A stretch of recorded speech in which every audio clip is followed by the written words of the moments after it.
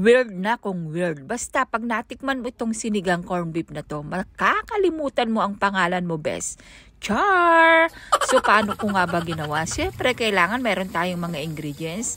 Katulad nito, yung corned beef. Hindi po ito sponsor, bes. Basta trip ko lang magluto ng sinigang na corned beef. Sa inyo ba, mga bes, naglalagay rin ba kayo ng radish sa inyong sinigang? Sabi kasi ng mga anak ko, ang baho ng radish. Parang amoy utot daw.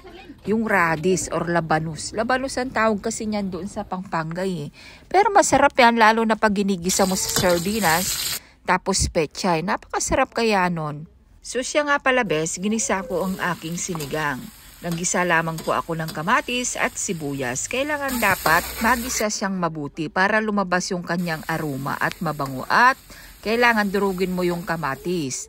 Pagkatapos ilagay mo na rin yung radish na mabaho daw sabi ng mga anak ko. Then ilagay mo na rin yung gandus or gabi para pampalapot ba sa sabaw. Halo-halo ka lamang na parang ganyan. Then add ka ng kaunting mineral water. Ayan, palalambutin mo ito bes, pakukuluin mo lamang ito para lumambot yung ating gabi at dudurugin natin para malapot-lapot yung sabaw. Tapos ilagay na natin yung sitaw para agad na siyang lumambot at saka yung kangkong. Para masarap, madaming gulay, di ba? Manutrient, maraming benefits, ganon. May okra pa pala ito mga bes para kompletos ricados yung ating sinigang. At saka, syempre, maglagay ka rin ng pampaasim. Sinigang mix na ang ginamit ko dito bes kasi medyo wala na akong time na magluto nung sampalok. Kaya sinigang mix na lang. Tapos pinakahuli syempre yung ating corned beef.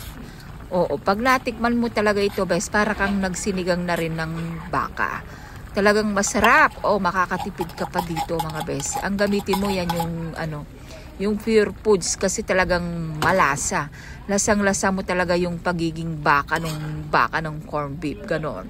Saka mo lang ito pakukuluin. Pag kumulo na at okay na yung lasa sa'yo, siyempre, ano pang gagawin natin dito? Tirahin na natin. Baka tirahin pa ng iba. Char! O, nakikita mo, bes? Corned beef yan, pero sinigang. Para naman wag puro ginisa na may sibuyas. Isigang mo rin ang iyong corned beef. Ay, nako, ang dami ko na naman churbate, bes. Halika na at iyahon na natin to sa kahirapan. Baka lumamig pa eh.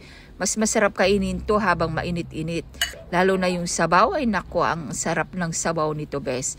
Gusto ko sana yung sausawan nito, yung patis sa kasili. Eh, wala. Wala kaming patis, na ubusan kami, kaya toyo na lang. Pwede rin naman yan. Halika na, bes, kain na tayo. Ano pang ginagawa mo? Sa'yo lang, bes, pag naghahanap ka ng ulam idea, dito kay Ate Bes. Sa'yo lang, bes, sure ko lang. Ingat, God bless, bye! Dito ka. Init ah.